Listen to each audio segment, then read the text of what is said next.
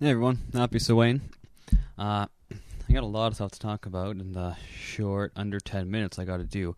So, I'm gonna get right to it. This particular Halloween thing is gonna be all information, no vocals at all, like last time.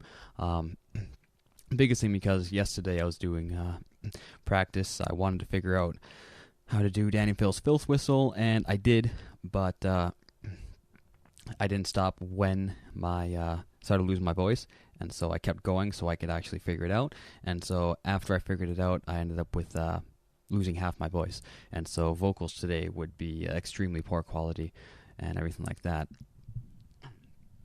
So that's the first thing I'll talk about is pain and things like that when you're doing vocals. In the very beginning, yeah, you're essentially raping your throat. Pain is perfectly fine. I these days don't have too much pain because of the way I do my vocals, but there are times I push myself. There is pain. The only thing to remember is that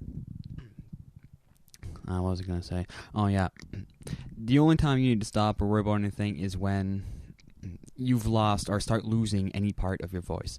So while doing vocals, it doesn't matter what range or how little. As soon as you start noticing some of your voice starting to be lost, stop your vocals for at least the rest of the day. Let your throat recover, or longer until your whole vocal range comes back. All right, that's all. I have to talk about that. Warm up. I don't really do any warm. There's no stupid or stupid shit like that I do to warm myself up. I have two grave room songs I sing completely through.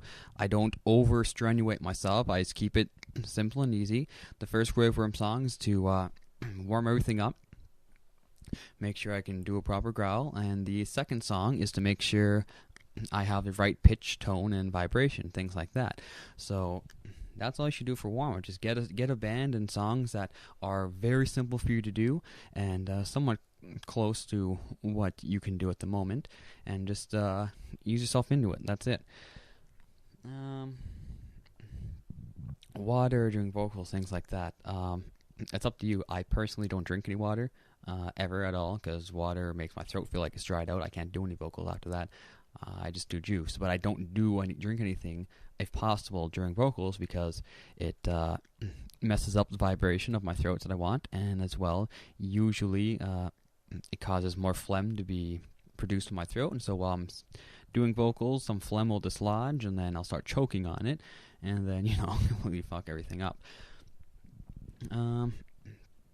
Some people have talked about how to make themselves sing longer or hold things longer, or just mostly kind of goes back to exercise to get better or something. In this case, there really is none. Like, if you want to try and figure something out for yourself, go ahead. I'm not going to tell you anything because I think it's a waste of time. If you just practice and practice often, it's automatically all going to come to you. You're going to start having more endurance. Your throat's going to be able to handle more stuff. So if you want to get better at a certain particular part of vocals, just keep practicing, and it's going to come to you. Of course, the most important thing I'm talking about today now is going to be support. And of course, I'm not going to go into huge detail because there's really nothing to it. I'm just telling you the basic principles of how to get the basic technique down, like with the growl, so you can, practice and figure stuff out for yourself. The point of support, of course, is to breathe in tune with your diaphragm, because your diaphragm allows you to restrict airflow and control how the airflow goes, and do all sorts of stuff. And that's how you support, is with restriction of airflow. If you breathe in with your lungs, you don't have any control with your lungs. If you just let everything go with your lungs, it comes out. If you breathe into your diaphragm and you let everything go, it actually takes quite a while because it's restriction.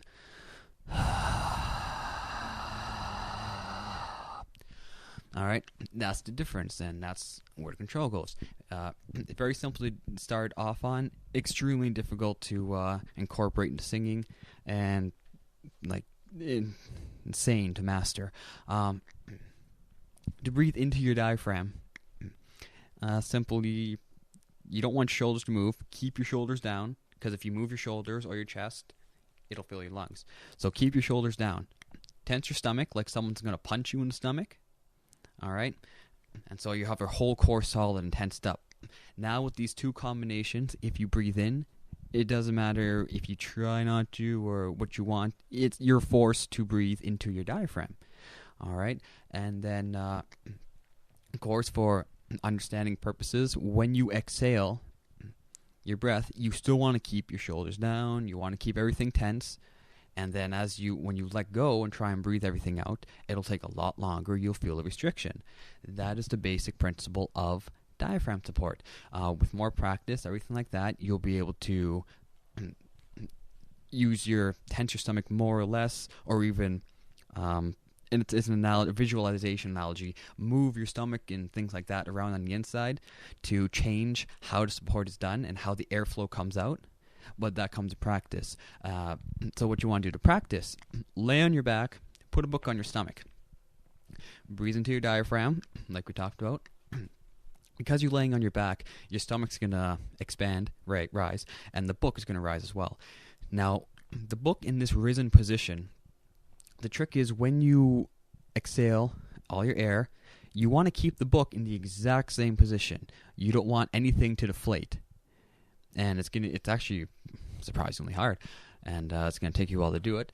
But once you're able to fully exhale all your air while keeping the book and your stomach in the same position, in the risen position, then you've pretty much got a fairly good basic understanding on how to do the support. And then you can go and try and incorporate it into your vocals, everything like that.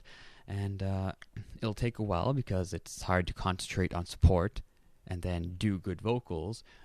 For the first bit, you'll probably do crap vocals until you figure out how you can do support without thinking about it, so you can concentrate on your vocals. But that's support in a nutshell. And like I said, it's very straightforward and everything like that. So there shouldn't really be any questions or misunderstanding on how is this working. There's really no much more explanation needed. If you like, I can answer some more questions, of course, as always. That pretty much wraps up everything I was going to talk about. I'm not going to do screaming or high growls or anything like that because I don't have a method yet to guarantee you to do the basic technique. So that's why I did support. I figured out a way to force yourself to breathe into your diaphragm. I haven't figured out a way yet to force you guys to do a decent basic scream technique or high growl. So eventually I should be able to, and that's when I'll do it. The only other thing I want to say is that I was asked to be the vocalist of a online metal band project called The Band That Never Met, and I of course accepted that. So within the next couple months, we just got our final members the other day. They're all buying recording equipment that they don't have, so we can actually start doing this. But you'll start seeing duo covers with me, triple. Eventually, all the 6 people are going to be in there with their instruments. We'll be doing covers. When everyone's in there, it'll just be us doing the covers, no background music. And then eventually we'll also be doing our own music as well. That's the hope of the leader, of course. But that's just something to look out for. And other than that, of course, if you have any questions or anything, as always, just give me a message or comment. And it might not be right away, but I will eventually get to you and answer your questions here. And then other than that, until the next video, see you guys later.